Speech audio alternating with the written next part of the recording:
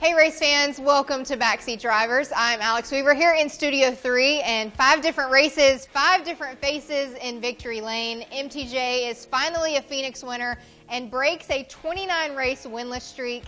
Is this a sign of things to come in November? Plus, which driver's slow start is the biggest surprise in 2021? Well, guess what? Right in the middle of Women's History Month, I am honored to be a part of an all-female Backseat Drivers today. Now joining me is Kim Coon, and straight off of pit road, still in Phoenix as a matter of fact, Fox Sports' very own Jamie Little. Hi ladies, excited to be here with 2 women on the backseat. Welcome.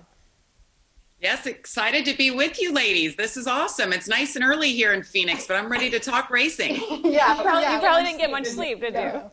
Not a lot. I got that little gravelly voice, but it's all good. I'm excited. It was a great day of racing and a lot to talk about for sure. Awesome. Well, we're excited to have you here. This is a segment we like to call Are We There Yet? Jamie, you have little ones. You know every road trip with the Backseat Drivers poses the question, are we there yet? And everybody wants to get to their final destination. So no, we are not there yet when it comes to the end of the season. We're luckily just getting started. But when it comes to the race at Phoenix Raceway, it was a little bit of a practice for the championship. From what you saw on Sunday, Jamie, which team is better prepared for that championship race at the end of the season? Well, it was interesting. We saw a lot of comers and goers, and I think individually and with teams. But overall, I would say JGR looked the most poised, that had the best speed overall.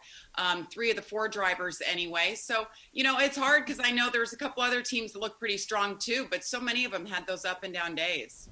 I'm going to disagree. I'm going to say Team Penske is the most prepared. You saw all 3 drivers running up front all day long. They ultimately all 3 finished in the top 10. You had Joey Logano lead the most laps. No, he didn't get the win. I do think we will see at least 1 Team Penske driver in the championship. 4, it's a matter of who. Maybe we'll see multiple, but I think they are the most prepared. And you saw Brad Keselowski take some gambles and make some really bold moves, playing a little limbo. How low can you go at Phoenix? I always love a good game of limbo. Wasn't very good at it, but we won't talk about that. All right, pit road was a doozy for some drivers, speaking of not very good, in Sunday's race. And another trip down pit lane for a speeding penalty is definitely hurting your race. We're going to analyze Phoenix's Raceway's pit road, and you're going the wrong way. Jamie, you probably had the best view. How bad did it actually hurt the winning chances of drivers? Because I think Kyle Larson had about 90 speeding penalties yesterday. That was unbelievable. I mean, especially after the first one where he seemed shocked that he got it. And then he did it again. And to start the day, he had to drop to the back because of failed tech. So we saw him drive from the back to the front. So that just shows you how strong that car really was. But then on the flip side, Kyle Busch and his pit crew, they don't make mistakes like that. They had an uncontrolled tire, and he was never able to recover. I think it really depends on the driver and the team. Yes, like Jamie mentioned, we saw Kyle Larson be able to do it multiple times, moving through the field, and ultimately ended up finishing top 10 despite multiple penalties on pit road. I think with the different pit cycles and tire strategies, you do have a little wiggle room to make a mistake on pit road. But if you're going to do it, you have to have a strong car, and you have to do it early in order to give yourself a little time to rebound. Jamie, when you were listening to radios, though, we know Kyle Busch is always frustrated, so that's kind of a tale of a different story. But for Kyle Larson and the guys who did have those issues on pit road, what did they sound like on the radio? A little bit of frustration Sunday? Kyle had some frustration. I think the most frustration I heard from Kyle Busch really was Ross Chastain. He had a little battle with him on the track later on. Honestly, that was the most I really heard from Kyle. But Kyle Larson, I mean, he is cool and calm no matter what. He could be flipped upside down, and the guy sounds like the same as he does when he wins a race. And then you have Cliff Daniels as crew chief. He is so cool, calm, and collected. He actually apologized to Kyle Larson when he got his second speeding penalty. They just have this mutual respect, and that, I think, is a big reason why they were able to rebound in the way that they did Sunday. Kim, do you want to be Ross Chastain on Sunday? I do not want to be Ross Chastain, really, for the rest of the season as Kyle Busch tries to rebound. I don't want to be anywhere near Kyle Busch if I'm Ross Chastain. Stay away from the 18. All right, next up is left or right. Obviously, left is one direction, right is the other. I don't need to explain that to you guys, but you must stick with just one here in the back seat. Jamie, we've seen some teams struggle who maybe weren't really expected to, and fans were looking to come on strong here at the start of the season. Two of those teams, let's highlight them, the 21 of Matt DiBenedetto and then the 10 of Eric Almirola. Who is more likely to rally and make the playoffs? Gosh, I would say Almirola. I think at this point they're off to a tough start. They've had some bad luck, but he's with Stuart Hawking. I think we saw little flashes of brilliance on Sunday, but I would say of the two who I'm confident in rebounding is the 10. No, I want to say Matty D. This is his last season with Wood Brothers Racing, so he's approaching every weekend like an audition. He has to really show his stuff, and each week he's actually gotten better finishes for the most part. He's finally cracked the top 15. We're used to seeing him run up front, and if you remember, he is an affiliation team or an extension team of Team Penske, and we've seen how strong they've been able to run, and he has all that information. So if they can just kind of get out of their own way or shake the bad luck that they've had, I certainly think that Matty D is the one making the playoffs of the two. Like you said, that pressure, and that just adds to everything, and it's not going to go away. It's only going to get harder for him, I think, as the year goes on. I feel like that pressure has been a constant for at least the last couple of seasons, which poor Matty D, maybe one year he'll have that pressure off of his back. All right, two more drivers I'm going to throw at you guys. Kim, I want to start with you. Most surprising slow start. I have an answer for this. I feel like it's the obvious one. Kyle Busch or Alex Bowman? For me, Alex Bowman has been more of the surprise. I think I expected Kyle Busch to kind of have a rough start to the season. He came off what was a really uncharacteristic year for him, only one win. He almost went winless on 2020. Then he parts with crew chief Adam Stevens, has to kind of work out the kinks with new crew chief Ben Bayshore, so I expected that. Bowman, I did not expect. We saw strength from him last year. We saw him get a win last year. We've seen in the opening races of this season how strong Hendrick Motorsports is, so I just feel like I kind of am shocked that Alex hasn't shown kind of the same sort of performances that we've seen from William Byron and Kyle Larson and even Chase, because Chase has been close to a win as well. Jamie, Kyle Busch or Alex Bowman? Yeah, I agree with what you said. Both have been surprising, I think, but I would say Kyle Busch. Yes, he did have that crazy season last year that we didn't expect, only got the one win. But when Kyle Busch makes a decision and he makes a change, he drives his butt off to prove that he made the right decision or that decision is right for him. And that's getting Ben Bayshore. He wanted him back in the fold in some capacity, not necessarily as his crew, but he wanted him back and he wanted to prove that that's the right decision. But that's why I think it's been really surprising that they've gotten off, especially the way that his teammates have been running. So that to me is interesting. They only have 2 top 10s in 5 races. Kim, who gets the win first, Bowman or Busch? Oh, that's tough. I'm going to go with Bowman. I just think the way that Hendrick has been running, yes, JGR has been running great too, but when Kyle Busch gets in a rut, it's usually a long time before he gets out of it. And I know he won the Busch Clash, but I think that was kind of a fluke because of the Chase Elliott-Ryan Blaney incident. So I'm sticking with Bowman. All right, battle of the 8s, Jamie, the 18 or the 48? Gosh, I'm going to say Kyle Busch. I'm going to stick to Kyle. Okay, well, both of you guys' slow starts are going to be the first one to win.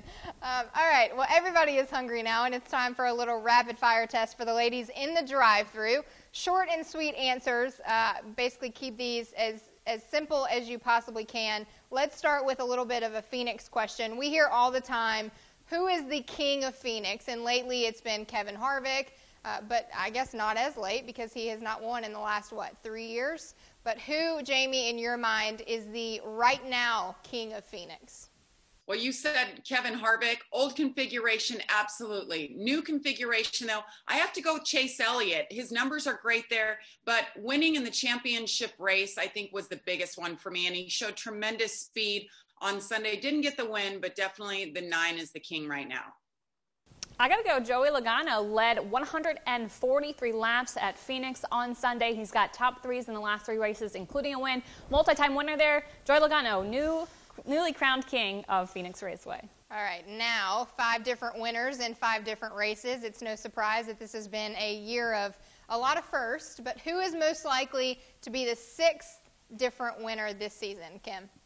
I'm going with Brad Keselowski. We're going to Atlanta Motor Speedway. He's a multi-time winner there. He's been very fast all season long. Brad K takes home the checkers this weekend.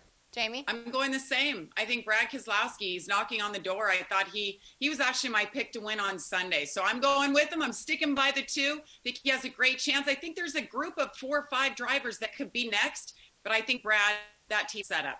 The flip side of that, out of those 5 different winners that we have seen so far this season, who is the first to get a repeat winner? Jamie, let's start with you. I'm going to go with Larson. I think that they're just running so well. It'll be hard to beat him, especially the next couple of weeks coming up. Kim? Oh, Jamie stole my answer. I got to go with Larson, and that's based on not only that Hendrick Motorsports has been so fast, that car has been so good, but to Jamie's point, where do we go the next 2 weeks? Atlanta, Larson's great there, and then Bristol Dirt. If you're going to pick any driver to have success at Bristol Dirt, Kyle Larson's got to be on your list. Man, wonder if Larson's feeling the pressure over there in Bristol already. I think everybody has him pegged for that race. All right, last but not least, a season already full of surprises. Jamie, what's the biggest surprise? Can be on the track, off the track, victory lane, wherever you want it. What's the biggest surprise so far this season? There are so many surprises. I think it truly is living up to the best season ever. I mean, in all 3 series, so it's hard to pick, but I'm going to stick with something that we've already been talking about in Kyle Busch. I really expected them to get off to a stronger start. Again, just as good as JGR has been running as a whole. For Kyle, to only have 2 top 10s right now, but to struggle the way that they've been struggling, to me, that's been the biggest surprise. All right, Kim, biggest surprise. My surprise also comes from the JGR camp, but it's Christopher Bell. He goes off and he wins to start the season. Not only does he win, he does it at the Daytona road course. Who would have guessed that? I mean, kind of mind-blowing. And then not only that, just how strong he's been. There have been races where he has been the top running JGR car for a period of time, and I don't think anybody would have guessed that. So the strong start to the season for Christopher Bell has definitely been a little bit of a surprise for me. All right, well, we are just getting started. The Backseat Drivers have a NASCAR Fantasy League where you at home have been playing along with us all season long. So far, 5 races in. Louis D won the battle out in the desert, but after 5 weeks, 83 fan is still leading with, let me make sure I get this right, 1,035 points. Don't ask me where I stand in this league because it's way down on the leaderboard. For this week's fantasy debate, though, the top 5 finishers in this week's upcoming series. Let's peg their ages. Let's do the old versus the young because we always like talking about the old guys in NASCAR. Who will have an average age, or will they have an average age of 30 and older? So top 5 finishes at Atlanta, 30 or older. Jamie? I'm going older. When it comes to Atlanta, it's just the cream rises to the top. I would say over 30. I'll go under 30. You know, Atlanta is a slick track. There's tire wear. People are kind of moving all over the place. So I'm looking at Larson. I'm looking at Bell, maybe even Reddick. So I'm going to go under 30. Now, Jamie, let's get your pick for Atlanta. Who are you going with at Atlanta Motor Speedway? I keep mentioning him. Brad, you can send the money now. But I'm going with Brad Keselowski. And there's a caveat to that. He's not supposed to have his crew chief. From what I understand, they had 2 loose lug nuts. So he'll have an interim. But I think he still gets it done. The cars are prepped and ready to go. I've got to go with the 2. All right, Kim? Interesting. Kez is obviously on my list, but then I'm also looking at Harvick, multi-time winner in Atlanta, and Larson. I really think we have to watch out for Larson this weekend. So I can't pick just one. All right. I'm kind of going to be the same. I can't pick just one either because I've picked Harvick for a number of weeks, and the 4 has just not gotten it done for me. So I'm going to go with Kez as well. If you can win with the flu at Atlanta, I feel like you can win at Atlanta, period. Jamie and Kim, thank you so much for your time. Jamie, congratulations on making history with the booth action this season for the ARCA Menard Series. We look forward to more of those races, and, hey, enjoy pit road down there in Atlanta. We'll be looking out for you. Thanks, ladies. Yes, so good sharing this show with you guys. I watch it, and you do an awesome job. Thanks for having me on. Thanks so much. All right, Sunday's race will be here before you know it. Set those reminders right now. We're racing in the Dirty South. Sunday at 3 p.m. Eastern on Fox. Happy Women's History Month, and hope to see you right back here in the back seat next week.